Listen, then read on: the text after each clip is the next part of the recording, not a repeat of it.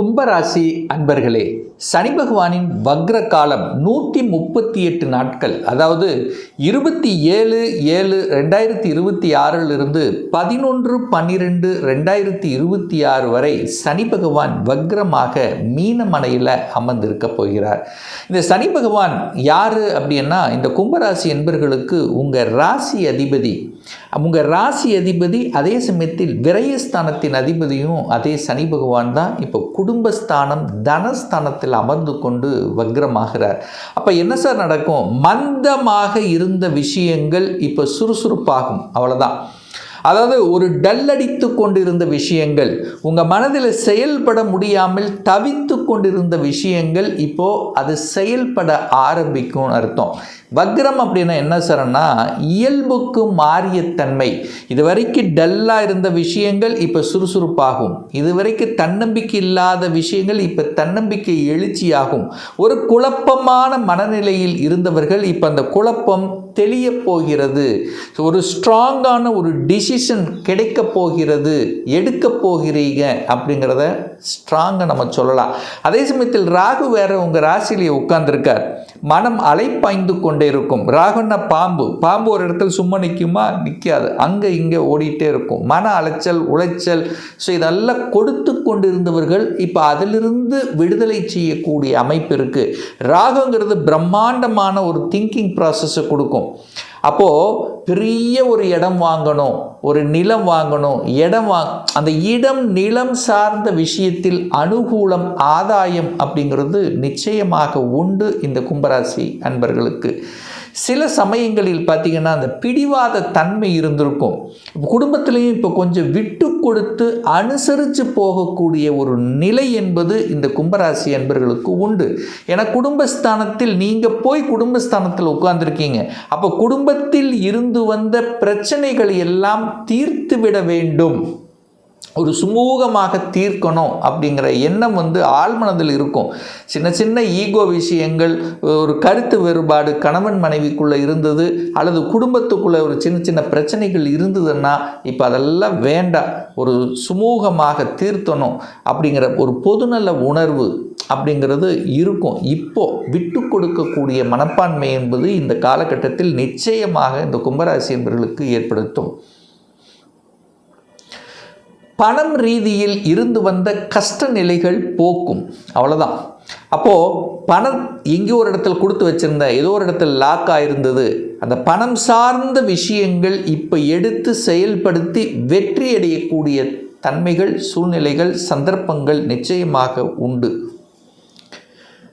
வாக்கு இப்போ கொடுத்தீங்கன்னா அதை செயல்படுத்திடுவீங்க. அப்போ அந்த வாக்கு நன்றாக இருக்க போகுதுன்னு அர்த்தம். அப்போ உங்கள் பேச்சு நன்றாக இருக்க போகிறதுன்னு அர்த்தம். உங்கள் பேச்சை கேட்காதவர்கள் இனி கேட்க போகிறாங்க அப்படிங்கிறத மைண்டில் வச்சுக்கலாம். அதே சமயத்தில் பார்த்திங்கன்னா அந்த சனி பகவான் வக்ரமாக இருந்து இப்போ 3ஆம் இடத்தை அதாவது தன் வீட்டிலிருந்து 3ஆம் இடம் என்று சொல்லக்கூடிய 4ஆம் இடத்தை பார்க்குறார். அப்போ 4ஆம் இடத்துல என்ன இருக்குது? தாய் இருக்குது. அப்போ தாயை பற்றிய சிந்தனை உணர்வுகள் அதிகமாக இருக்கும். தாய்க்கு ஒரு உடல்நல தொந்தரவு, அந்த தாயை சார்ந்த விஷயத்தில் சில பாதிப்புகள் இருந்தால் கூட அதெல்லாம் இப்போ சரிப்படுத்தி சமநிலைப்படுத்தக்கூடிய தன்மை.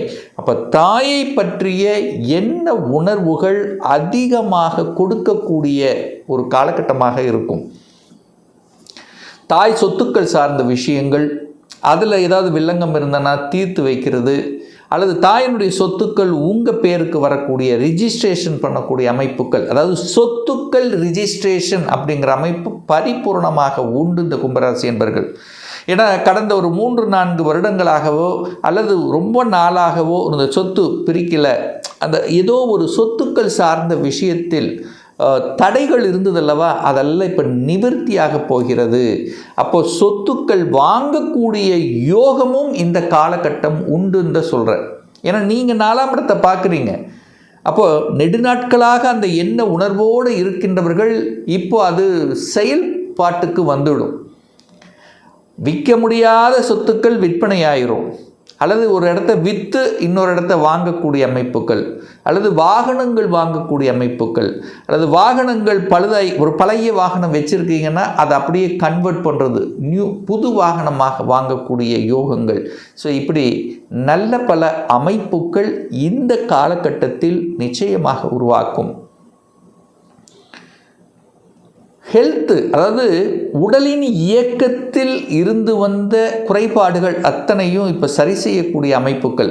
இது வரைக்கும் ஹெல்த்தில் எந்த பிரச்சனை இல்லைன்னா கூட ஒரு மாஸ்டர் செக்கப் பண்ணிக்கணும் என்கின்ற என்ன உணர்வுகளை தூண்டக்கூடிய காலகட்டமும் இந்த காலகட்டம் தான்.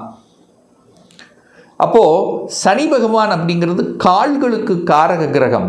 நிறைய பேர்த்துக்கு கால் பிரச்சனை, கால் வலி, மூட்டு வலி, இந்த மாதிரி வலிகள் அனுபவித்து கொண்டு அதற்கு ஒரு சொல்யூஷன், ஒரு ஆப்ரேஷன் பண்ணிக்கலாம் அல்லது ஒரு வைத்தியம் எடுத்துக்கலாம்.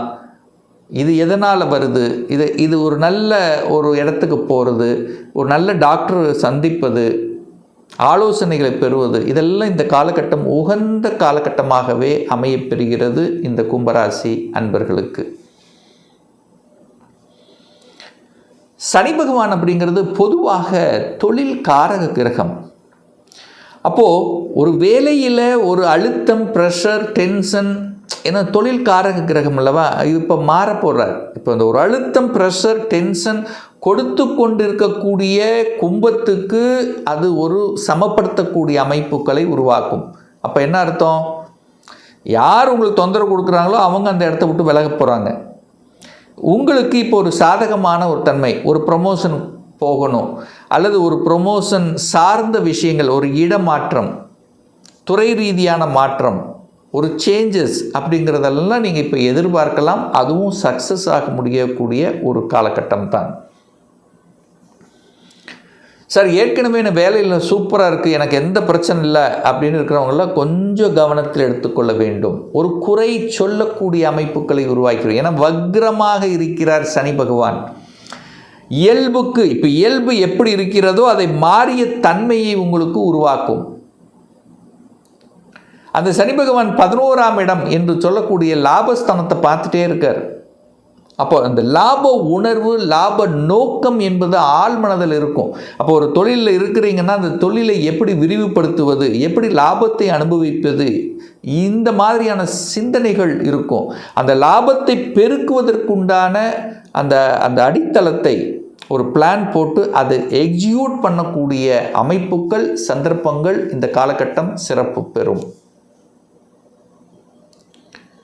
ஒரு சிலருக்கு பார்த்தீங்கன்னா ஏற்கனவே ஒரு வேலையில் இருப்பீங்க, அடிஷ்னலாக இன்னொன்று ஏதாவது ஒன்று பண்ணணுங்கிற எண்ணத்தை கொடுத்து அதன் மூலமாக ஏர்ன் பண்ணக்கூடிய அமைப்புகளும் சந்தர்ப்பங்களும் உண்டு, நிச்சயமாக உண்டு. ஏற்கனவே ஒரு வேலையில் இருக்கிறீங்க, ஒரு பார்ட் டைம் அடிஷ்னலாக ஏர்ன் பண்ணணுங்கிற அமைப்புகளும் சந்தர்ப்பங்களும் இந்த காலகட்டத்தில் உண்டு. அதுவும் மிக முக்கியமாக இந்த காலகட்டம் பார்த்திங்கன்னா இந்த வேலைக்காக வெளியூர், வெளி மாநிலம், அந்நிய தேச பயணங்கள் சிறப்பு பெறும். சார் ஒரு 2 வருடங்களாக நான் முயற்சி எடுக்கிறேன், ஒரு வெளியூருக்கு போகணும், வெளிநாட்டுக்கு போகணும், அங்கே போய் வேலை பார்க்கணும் அப்படின்னு எண்ணத்தில் இருக்கிறவங்களுக்கெல்லாம் சக்ஸஸ் கொடுத்துரும். அந்த எண்ண உணர்வு வெளியூர், வெளி மாநிலம், வெளிநாடு என்கின்ற எண்ணத்தில் இருக்கக்கூடிய அத்துணை கும்பராசி என்பவர்களுக்கும் நல்லவிதமாக முடியும். ஏன்னா தனத்தை கொடுக்கக்கூடிய அந்த குரு பகவான் 6ஆம் இடத்திலிருந்து 12ஆம் இடத்தை பார்க்குறார். அப்போ 12ஆம் இடம் என்பது வெளியூர், வெளி மாநிலம், பயணங்களை குறிக்கக்கூடிய இடம். ஸோ அந்த இடத்தின் மூலமாக, பயணங்களின் மூலமாக தனவரவு கிடைக்கக்கூடிய அமைப்புங்கிறது பரிபூர்ணமாக இந்த காலகட்டம் உண்டு.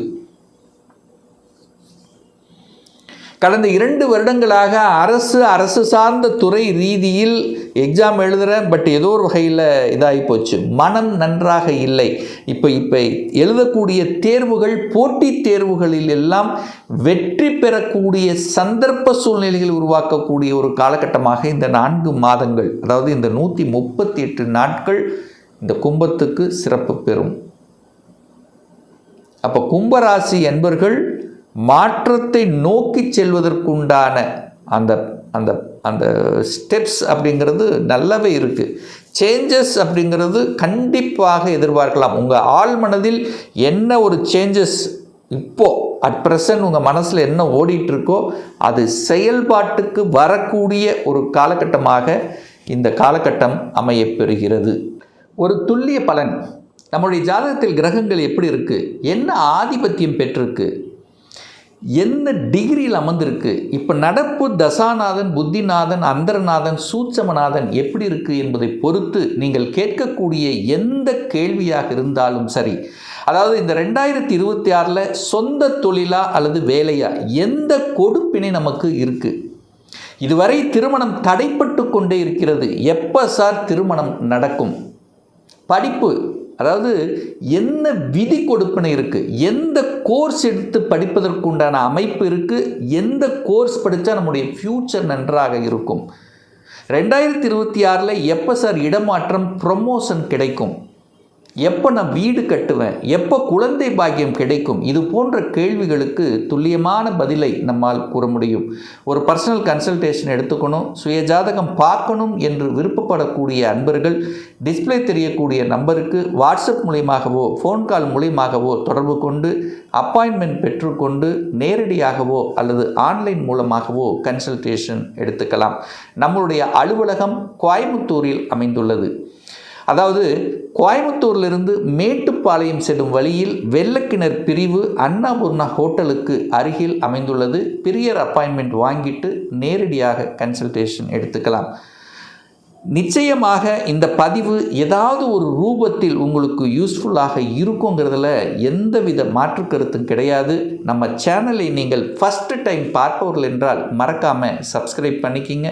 பக்கத்தில் இருக்கக்கூடிய பெல் பட்டன் மற்றும் ஆல் நோட்டிஃபிகேஷனை கிளிக் பண்ணும்போது நான் போடக்கூடிய அடுத்தடுத்த பதிவுகள் உங்களுடைய நோட்டிஃபிகேஷனில் வந்து சேரும்.